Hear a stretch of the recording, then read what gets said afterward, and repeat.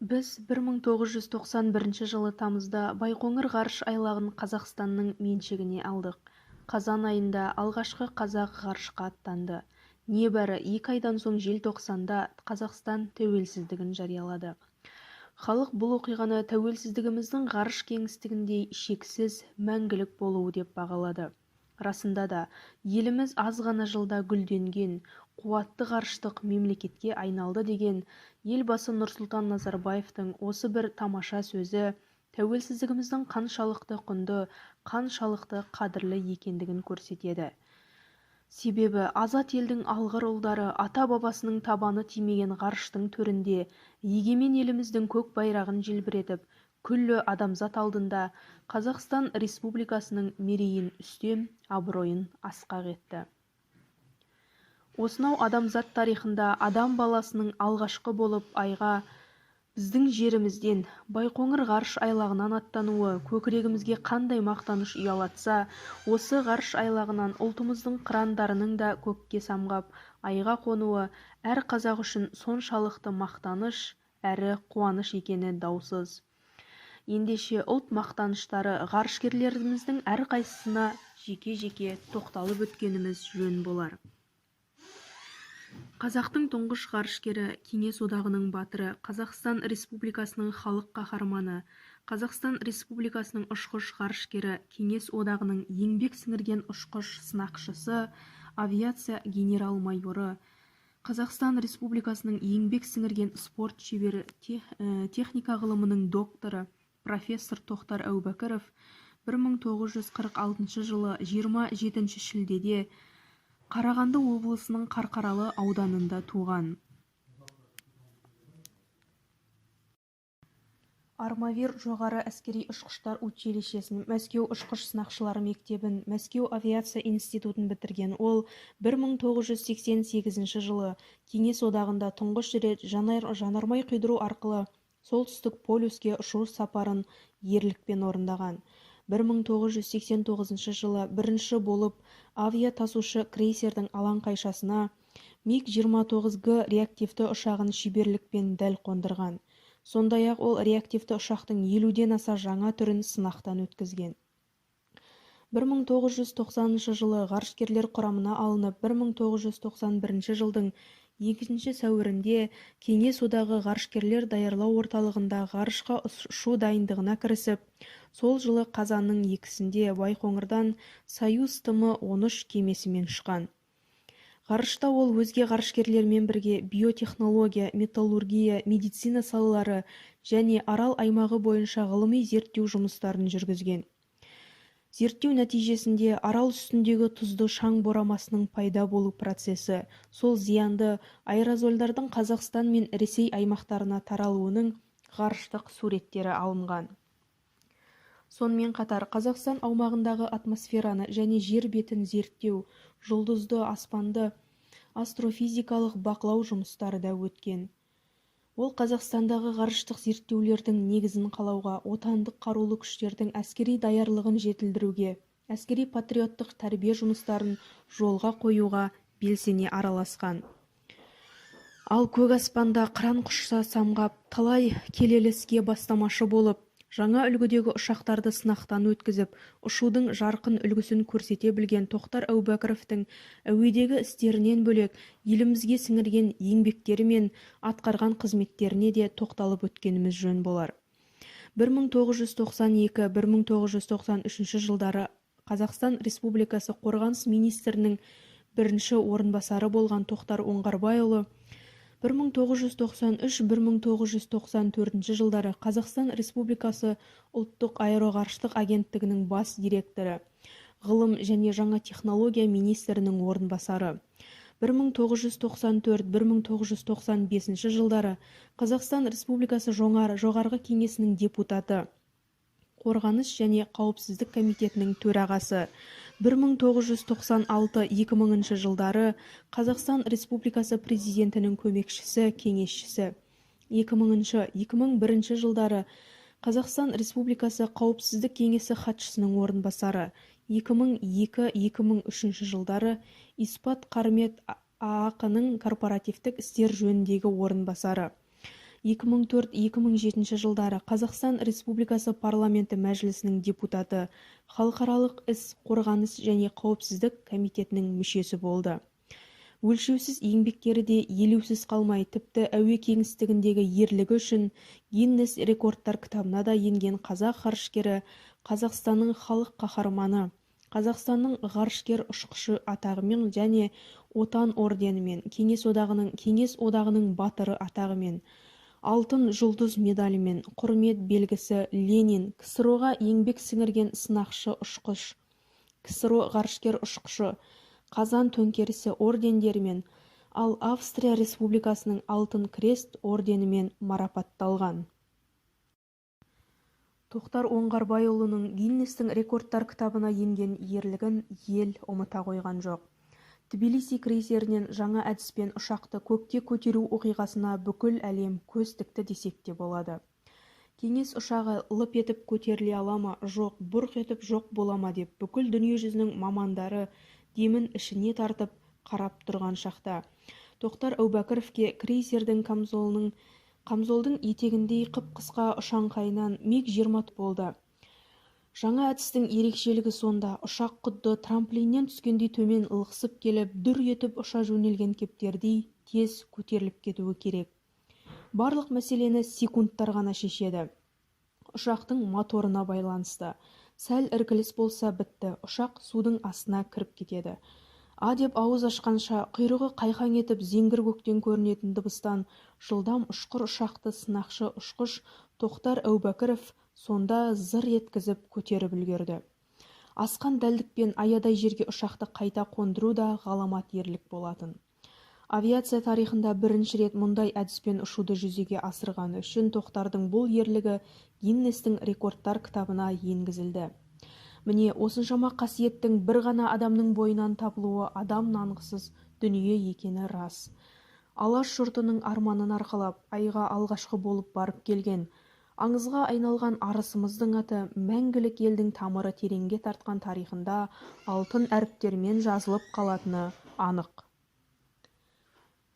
Талғат Мұсабаев, қазақтың екінші, ал әлемнің 309-шы ғарышкері, техника ғылымдарының докторы, гимнастикадан және ұшақ спортынан КСРО спорт шебері, Қазақстан Республикасы Инвестициялар және даму министрлігінің аэроғарыш комитетінің төрағасы, қазақтың бір туар перзентінің жер планетасы үшін жасаған өлшеусіз еңбегі бағаланып, ол сансыз марапатқа ие болған. Мысалы, Қазақстан Республикасы тарапынан халық қаһарманы, Қазақстанның ғарышкер ұшқышы атағы беріліп, Отан, Барыс бірінші дәрежелі ордендерімен, Астана медалі табыс етілсе, Ресей Федерациясы Герой Российской Федерации атағымен, Дружба народов, летчик-космонавт РФ за заслуги перед Отечеством үшінші дәрежелі және за заслуги перед Отечеством екінші дәрежелі ордендермен, сол сияқты Австрия Республикасының орденімен, ал Америка құрама штаттары ғарышқа ұшқаны үшін НАСА медалімен марапаттаған. Талғат Мұсабаев Союз ТМ ғарыш кемесімен қатарынан 3 рет ғарыш әлеміне барып қайтты. Ол космоста алғашында 126 тәулік, екінші сапарында 208 тәулік болған. Үшінші сапарында батыр жерлесіміз америкалық миллионер Денис Титоны да экипаж құрамымен бірге алып ұшып, әлемде тұңғыш рет космосқа кәдімгі саяхат жолын ашқан. Талғат Мұсабаев ашық космоста жұмыс істеген тұңғыш қазақстандық ғарышкер. Ол ғарыш станциясынан тыс ашық ғалам аясында жалпы мерзімі 41 сағат 21 минут болған. Қазақтан шыққан екінші ғарышкер, тәуелсіз Қазақстанның тұңғыш ғарышкері, гимнастикадан және ұшақ спортынан КСРО спорт шебері Талғат Мұсабаевтың өмірбаянына тоқталатын болсақ, ол Алматы облысы Жамбыл ауданы Қарғалы ауылында 1951 жылы 7 қаңтар күні туған. Әкесі Амангелді журналист, анасы Салиха дәрігер болған. Өзі жұлдызды жолды әке-шешем, ата-бабаларым салды дейді екен. Ғарыш әлемінде жалпы ғұмырының 1 жылға жуық, яғни 342 күн уақытын өткізген ұлт батыры алғаш рет 1994 жылы ұшқанда Союз ТМ-19 кемесінде 126 күн, 1998 жылы екінші рет ұшқанда Союз ТМ-27 әуе кемесінде 208 күнін ғарышта өткізді. Гиннестің үздік табыстар кітабына бір айдың ішінде 5 рет, барлығы 30 сағат 8 минут ұзақтығымен ашық ғарышқа шыққаны үшін есімі айшықталып жазылған. Ұшқышпен бірге ғарышта болған әріптесі Юрий Маленченко Талғат Мұсабаевпен ашық ғарышқа шыққанда тура Қазақстанның үстінен өтіп бара жатқандарын байқапты. Сонда Мұсабаев: «Қазақстанның үстінен өтіп бара жатырмыз, менің Қазақстаным» деп айғай салыпты. Ғарышкерлер қатпар-қатпар Алатау сілемдері мен Балқаш көлінің көрінісін ғарыштан көріп тәнті болыпты. Ұлттың батыры, техника ғылымдарының кандидаты генерал-майор ұшқыш ғарышкер Талғат Мұсабаев республикалық журналдардың біріне берген сұхбатында осы сапарлар кезінде ғаламдық жаратушы иеміз хақында көкейге түйгендері, көз көрген ғажайыптары жайында әңгімелеген екен. Назарларыңызға ғарышкердің сұхбат барысындағы тегеурінді тілшінің сұрақтарына қайтарған жауаптарынан үзінді ұсынбақпыз. Ашығын айтсам, мен де өз дәуірімнің адамы, коммунист, қызылкөз атеистің өзі едім. Бұл дүние танымым 30 жылдан асып барып өзгерді. Өзгерткен негізгі себеп ғарышқа ұшуым болды. Ғарышта ажалдың аузынан қалған жағдайларым болды. Біреуін ғана айтайын. Ашық ғарышқа шыққан кезімде мені кемеге бекітіп ұстап тұратын тетік ажырап кетті. Біртіндеп тұңғиыққа шым батып бара жаттым. Айтары жоқ сұмдық еді. Көз алдымнан жалт-жұлт ойнап, әп-сәтте бүкіл ғұмырым өте шықты. Тірі қалуым мүмкін еместін. Бұрын соңды ескерілмеген, ескерілмек түгіл ойға келмеген хал. Ауа қоры 8 сағатқа жетеді. Одан әрі қапысыз, бұлтартпайтын, жалтартпайтын ажал. Міне осы сәтте адам айтса нанғысыз таңғажайып оқиға болды. Қайтадан кеменің зулап бара жатқан ғарыш кемесінің үстінен бір-ақ шықтым. Денеме ештеңе тимей-ақ, жұғысып, итермей-ақ, әлдебір құдірет құрдымнан суырып алды. Ешқандай қисынға келмейді, түсінікке сыймайды. Бұл бір емес, осындай жағдай талай рет қайталанды. Үстімізден бақыланып, бәрін орын-орнына келтіріп тұрған әлдебір қорғаушының бар екенін кәміл аңғардық. Бұл сезім менімен әрқашан бірге болады. Өзгеше өмір иесінің осындай тағылымды әңгімелері мен өзгелердің ол туралы айтқан пікірлерін, оның 8 қырлы, бір сырлы азамат екеніне көз жеткізе отырып, дәстүрлі дінінің, ұлтының қаншалықты жанашыры екенін де анық байқауға болатындай. Айдын Айымбетов Алматы облысы Талдықорған қаласы Өтенай ауылында 1972 жылы 27 шілдеде дүние есігін ашқан. Мектепті алтын медальмен тәмамдап, 1993 жылы Ресейдің Краснодар аймағындағы Армавир қаласында жоғарғы әскери авиациялық училищені ұшқыш-сынақшы мамандығы бойынша оқып бітірген. Осы саланың майталман маманы атанып, әйгілі жұлдызды қалашыққа жолдама алған ол ғарышқа ұшқан қазақтың 3-ші азаматы. Алайда Айдын Айымбетовтың ғарышқа ұшуы оңайдан оңай бола салмағанын жұртшылық жақсы біледі. Арада қаншама келіссөздер жүргізіліп, оған қоса қаншама жел сөздердің айтылғаны белгілі. Бірақ Айдынның ғарышқа ұшқан 2 ағасынан бір ерекшелігі, ол айға Қазақстан азаматы ретінде ұшты. Мәселен, Тоқтар Әубәкіров КСРО азаматы ретінде 1 рет, ал Талғат Мұсабаев Ресей азаматы ретінде 3 мәрте ұшқан болатын. Бұл Айдынды алдыңғы 2 арысымыздан ажыратып, бөле жара қарау емес әрине. Дегенмен де көңілге қуаныш ұялатпай қоймасы шындық. Осылайша 2015 жылдың 2 қыркүйегінде сағат 10:30-да Байқоңыр ғарыш айлағынан тарихтағы 3-ші қазақ Алаштың жүгін арқалап аспанға аттанды. Халықаралық ғарыш станциясына аттанған негізгі экипаж құрамында ресейлік ғарышкер Сергей Волков, яғни командир, Еуропа ғарыш агенттігінің астронавты Андреас Магенсон мен Қазғарыш ғарышкері отандасымыз Айдын Айымбетов болды. Ғарыш кемесі станциямен 4 қыркүйек күні түйісіп, станцияда оларды ресейліктер Геннадий Падалко, Михаил Корниенко мен Олег Кононенко, америкалық астронавтар Скотт Келли мен Чел Лингрен, сондай-ақ жапон астронавты Кимия Юи қарсы алған болатын. Кеме командирі Сергей Волков орбитада 188 тәулігін өткізсе, отандасымызбен даниялық ғарышкер ғарышта 10 күн болып жерге оралды. Орбитада отандасымыз Айдын Ақанұлы қазақстандық ғылым үшін бірқатар сынақ жүргізіп, соның ішінде радиацияның миға әсерін зерттегенін айта кеткен жөн. Ұлы даланың ұланы Twitter әлеуметтік желісінен парақша ашып, ғарышта күн сайын елмен есендесіп тұрғаны, ғарышта не істеп жатқандарын жазып отырғаны көпшіліктің есінде. Мысалы, ғарышқа ұшқаннан кейін 2 күн өткен соң бірінші жазбасын былай бастаған Айымбетов: «Қайырлы таң, жерлестер мен жер тұрғындары. Жерде жүріп ғарыш туралы қиялданушы едім. Енді ғарышта түсіме жер кіреді. Жұмысымды істеп жатырмын, тапсырма көп, уақыт аз» деп жазады. Сонымен қатар ол Дастархан 6 атты ғылыми эксперимент жасап жүргенін де айтыпты. Бірінші асымыз қазақша ет болды. Ұшып жүріп жеген ыңғайсыз. Ет дәмді, бірақ құрғақтау. Сорпасы жетпей тұр. Таңғы асқа сорпа және майсыз ірімшік депті. Тағы бір жазбасында ол Қазақ хандығының 550 жылдығы қазақстандықтар үшін өзінің өткені мен болашағы туралы ойлануға үлкен себепкер десе, бірер күннен кейін өзі алып барған жігіт деп аталатын сорпа және құрт ірімшіктердің серіктеріне қатты ұнағанын айтқан екен.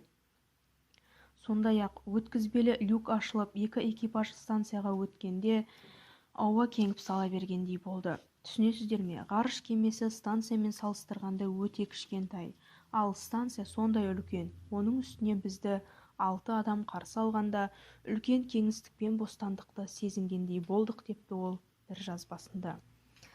Айта кету керек, 9 қыркүйекте Ливан мен Сирияда болған құмды боран 2 адамның өмірін қиған еді. Айдын сол құмды боранды ғарыштан таспаға түсіріп парақшаға салған. Сонымен қатар ғарыш кемесі жерді қалай тез айналып ұшып бара жатқанын да таспаға түсіріп үлгерген. 1 секундта жердің үстінде 1,66 шақырымға шақ келетін қашықтықты ұшып өтемін. Мен оқтан 10 есе жылдам ұшып барамын. Ұшу биіктігі 402 шақырым деп жазған. Айдын Айымбетов ғарышта жүріп, Талғат Мұсабаевпен тілдесіп, журналистермен де тікелей эфирде 2-3 ауыз сұхбаттасып үлгерген. Твиттердегі жазбалары арқылы ғарыштағы жағдайын біліп отырған көпшілік аман-есен жерге оралыңыз деген тілектерін де көп айтты. Осылайша қалың елдің ақ батасымен Айдын Айымбетов айдан жерге аман-есен оралды. Жезқазғаннан 146 шақырым қашықтықтағы жерге капсуламен түскен Айымбетовты Талғат Мұсабаев бастаған әріптестері күтіп алды. Бірден дәрігерлік тексеруден өтіп Астанаға ұшып келді. Астана әуежайының ұшу алаңында елбасының өзі салтанатты түрде қарсы алды. Әуежайда да, баспасөз конференциясында да Айдынның қолынан жетектеп жүргенін жұртшылық жақсы біледі. Айта кету керек, Қазақстан Республикасы әскери әуе қызметінің полковнигі, Қазақстан Республикасының ғарышкері Айдын Айымбетов ғарыш кеңістігін игеруге сіңірген аса зор еңбегі, ғарышқа ұшу кезінде көрсеткен батырлығы мен ерлігі үшін халық қаһарманы атағымен, алтын жұлдыз айрықша ерекшелік белгісімен, отан орденімен марапатталған болатын. Гумилев атындағы Еуразия ұлттық университетінің студенті, тұлғатану қоғамдық жобасының жетекшісі Абай Сейфоллаұлы қазақтың қос ұшқышы Тоқтар Әубәкіров пен Айдын Айымбетовтың ұқсастықтарын анықтап, нәтижесінде 5 сәйкестік тапқан екен. Мәселен, 2 батырымыз да 1 айда 1 күнде өмірге келген. Туған күндері 27 шілде. Тоқтар Әубәкіров 1946 жылдың, Айдын Айымбетов 1972 жылдың жазында дүние есігін ашқан. 27 шілдеде бұл азаматтардан бөлек желтоқсан оқиғасының құрбаны болған Ләззат Асанова, белгілі композитор Төлеген Мұхамеджановтың да дүниеге келгенін айта кету ләзім. Туған күндер тарихына үңілсеңіз, басқа да тұлғалардың осы тақылеттес сәйкестіктер байқауға болады. Мысалы, ұлтымыздың ұлы жазушылары Мұхтар Әуезов, Шерхан Мұртаза және Оралхан Бөкей 28 қыркүйекте, яғни 1 күнде туған. Ал Ғабит Мүсірепов пен Ғабиден Мұстафин 1 жылда туылып, 1 жылда қайтыс болған. Ғарышкерлерімізге оралатын болсақ, қос ғарышкер арасындағы екінші ұқсастық. Тоқтар Оңғарбайұлы да, Айдын Ақанұлы да бір оқу орнының, яғни Армавир жоғары әскери ұшқыштар училищесінің түлектері. Тоқтар Әубәкіров 1969 жылы, ал Айдын Айымбетов 1993 жылы оқуды аяқтаған. Арасы 24 жыл. Үшіншісі, Тоқтар Әубәкіров ғарышқа 1991 жылы ұшса, Айдын Айымбетов 2015 жылы көкке көтерілді. Арасы 24 жыл. Төртінші сәйкестік. Тұңғыш ғарышкер 2 қазанда, ал Айдын ағамыз 2 қыркүйекте ғарыш сапарына аттанды. Күнтізбеге қарасаңыз, екеуі де аптаның сәрсенбісіне тура келген. Соңғы және ең қызық сәйкестік, Тоқтар Әубәкіровтың ғарышқа ұшқандағы командирі Александр Волков болатын. Ал Айдын Айымбетовтың командирі Александр Волковтың ұлы Сергей Волков. Мұның барлығын жай сәйкестіктерсіз, дегенмен біртуар тұлғалар арасында біз түсіне бермейтін құпия байланыстар болатыны рас сияқты. Жер бетіндегі 6 миллиардтан астам адамның қазір 300-ден астамы ғана ғарышкер атанған екен. Елімізде осынау ғажайып мамандықтың иелері әзірге 3-еу. Көк туымызда белгіленген күн астында самғаған қырандай болып, көк аспанда қалықтаған қазақтың 3 қыранының қанаттары ешқашан талмасын демекпіз. Алаш арманын асқақтатқан 3 қыранның әлі талай жас қырандардың арманының шырақшысына айналып, бейнелері мәңгілік ел ұрпақтарының жадында сақталып, аттары тарих қатпарында алтын әріптермен жазылып, әркімнің ой биігінен түспейтіндері де сөзсіз.